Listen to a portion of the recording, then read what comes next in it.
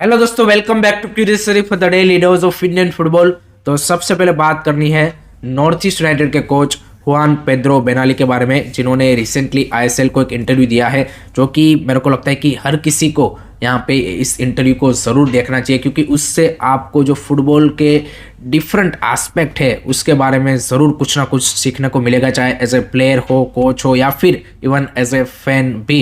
जिसमें से कुछ चीज़ें जो मेरे को अच्छी लगी, one of them is obviously कि भाई अपने कोचिंग करियर के इस पड़ाव में होने के बावजूद भी उन्होंने इंडिया में यहाँ पे कोचिंग जॉब का वो चैलेंज लिया। उन्होंने बोला कि अपने कंफर्ट जोन से बाहर जाके कुछ करने में ही वो यहाँ पे रियल चैलेंज, या फिर आप बोल सकते हैं कि रियल किक है।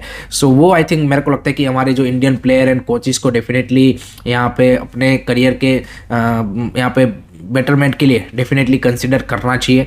दूसरी चीज़, उन्होंने एलेदीन एजारे की साइनिंग के बारे में बताई कि किस तरह से उनकी साइनिंग हुई। I think that's also interesting story. तीसरा, उनका जो कॉन्ट्रैक्ट एक्सटेंशन है उसके बारे में भी उन्होंने अपडेट दी है, जो कि आई थिंक लॉट ऑफ यहाँ पे नॉर्थ ईस्ट यूनाइटेड फैंस जानना चाहते होंगे। तो एट द मोमेंट उनका 1+1 ईयर का कॉन्ट्रैक्ट है, उन्होंने बताया। एंड अगर नॉर्थ ईस्ट यूनाइटेड इस साल यहाँ पे प्लेऑफ में क्वालिफाई करती है, देन ऑटोमेटिकली वहाँ पे रिन्यूअल का भी क्लोज है। लेकिन उससे पहले ही यहाँ पे मैनेजमेंट चाहता है कि यहाँ पे नॉर्थ ईस्ट के साथ यहाँ पे पेड्रो बेनाली आगे भी कंटिन्यू करे। तो इसके चलते अभी दोनों पार्टीज के बीच में डिस्कशन चल रही है। उन्होंने भी बोला है कि I am also open to continue, so let's see. यहाँ पे अगर प्लेऑफ में क्वालिफाई नहीं भी करते तब भी यहाँ पे आई थिंक मेरे हिसाब से तो Pedro Benali done a brilliant job, so definitely should be continue. So उसके बारे में भी बात यहाँ पे दोनों पार्टीज के बीच में बातचीत चल रही है। तीसरा, उन्होंने एक जो इंटरेस्टिंग चीज़ बताई कि भाई इंडियन प्लेयरों के पास क्वालिटी तो ज़रूर है, बट उसको यूज़ कब करना है वो नहीं पता है। एंड जो हम बार बार बोलते हैं कि भाई इंडिया के पास टैलेंट है, बट उस पोटेंशियल को रीच नहीं कर पाते, या फिर वो जो डिसीजन मेकिंग है वो नहीं है, क्योंकि यहाँ पे जो आपके ग्रास रूट एंड लो यहाँ पे यूथ लेवल पे उसको उस तरह से ग्राइंड ही नहीं किया गया, या फिर उस तरह से प्रिपेयर ही नहीं किया गया कि भाई वो चीज़ें वहाँ पे क्लिक हो पाए। एंड वो फिर आप जब आप 20, 21, 22 साल के प्लेयर बन जाते हो, फिर उस चीज़ को आप यहाँ पे क्या बोलते हैं कि फाइन ट्यून या फिर वो कॉम्बिनेशन आप नहीं बिठा सकते। ये चीज़ें आपकी बैक ऑफ द माइंड यहाँ पे प्लेयर के दिमाग में जो सेट होती है, वो अपने डेवलपमेंटल जो ईयर्स होते हैं, चाहे वो यूथ फुटबॉल या फिर ग्रास रूट के, वहीं पे होते हैं। सो वो उन्होंने एक बोला कि इंडियन प्लेयरों का एक one of the biggest drawback है। एक और इंटरेस्टिंग चीज़ यहाँ पे जो उन्होंने बताई वो है कि जब उन्होंने नॉर्थ ईस्ट को टेक ओवर किया, तो जो सबसे बड़ा चेंज उन्होंने किया वो ये किया कि Indian players and foreign players को उन्होंने साथ में यहाँ पे क्या बोलते हैं कि एक ही अपार्टमेंट में रखा। यहाँ पे टीम एज अ ग्रुप यहाँ पे उन्होंने वो केमिस्ट्री बिठाने की कोशिश की। एंड ब्रेकफास्ट, लंच एंड कभी कभी डिनर भी यहाँ पे सबको साथ में करवाया, ताकि एक एज ए फैमिली वाली फीलिंग यहाँ पे प्लेयरों के बीच में आ पाए। एंड उन्होंने बोला कि हमारे वहाँ पे कोई अगर यहाँ पे क्लीनिंग का काम कर रहा है, वो भी सेम लेवल पे है, एंड एज अ कोच मैं भी सेम लेवल पे हूँ। तो वो एक यहाँ पे थॉट सभी के बीच में स्पिरिट इंस्टिल करने की कोशिश की as a team. So lot of things उन्होंने यहाँ पे बताई।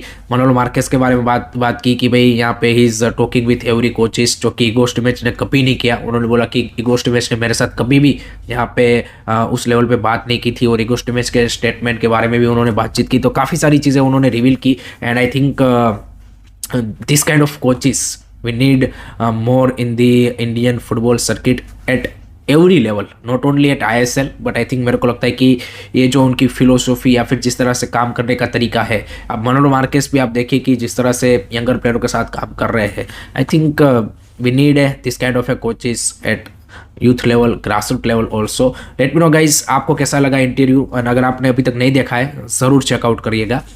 नेक्स्ट बात करनी है ड्रीम स्पोर्ट चैंपियनशिप के सेकंड एडिशन के बारे में, जो कि ड्रीम 11 आप सबने नाम सुना ही होगा। उनका यहाँ पे ड्रीम स्पोर्ट फाउंडेशन करके एक सब्सिडरी कंपनी है, जिसके थ्रू वो यहाँ पे स्पोर्ट्स में इस तरह के जो यूथ लेवल पे यहाँ पे इनिशिएटिव है वो ले रहे हैं। लास्ट ईयर उन्होंने पहला एडिशन करवाया था ड्रीम स्पोर्ट चैंपियनशिप का अंडर 17 का, जो कि काफ़ी सक्सेसफुल रहा था, जिसमें 37 क्लबों ने पार्टिसिपेट किया था। कुछ ISL के क्लब की भी यूथ टीमें थी, कुछ I लीग के क्लब की भी थी, जिसमें आई थिंक पंजाब FC ने वो ड्रीम स्पोर्ट चैंपियनशिप चैंपियनशिप जीती थी। तो इस बार वो यहाँ पे after that success second edition start कर रहे हैं, जो कि फरवरी में खेला जाएगा। यहाँ पे 2 फेजेस में होगा इस बार भी, पहले रीजनल लेवल पे जहाँ पे 6 सिटीज़ में खेला जाएगा, एंड देन यहाँ पे फाइनल जो राउंड है वो अप्रैल में यहाँ पे गोवा में खेला जाएगा। एंड इस बार यहाँ पे गर्ल्स अंडर 17 भी वो स्टार्ट कर रहे हैं। So that's a great thing. And हम यहाँ पे ऑलवेज बात करते हैं कि यूथ लेवल पे कंपटीशन की कमी है। सो इस तरह के जो कॉर्पोरेट प्राइवेट कंपनी है उनको ही इनिशिएटिव लेना पड़ेगा to create this kind of a tournament.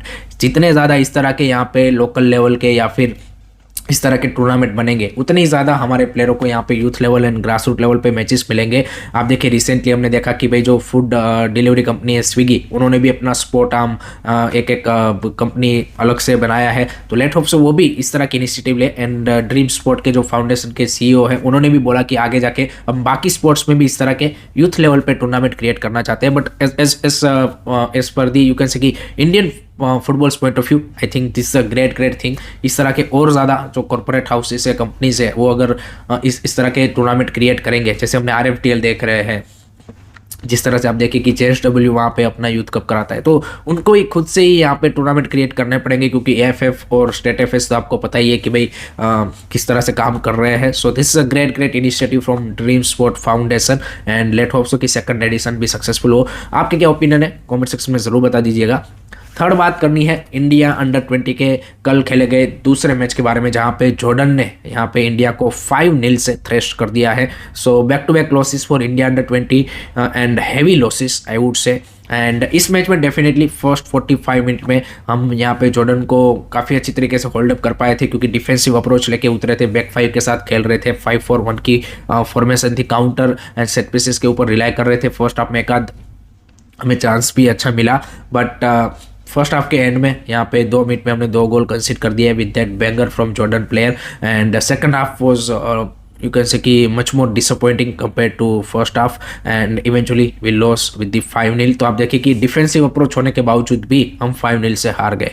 तो अगर थोड़ा सा भी और अटैकिंग खेला होता तो definitely score line would be in much bigger, but this is the reality. And question I think फिर से घूम फिर के एक ही जगह पे आके रुकता है। We need a better grassroots and youth level coaches to stronger our players basics।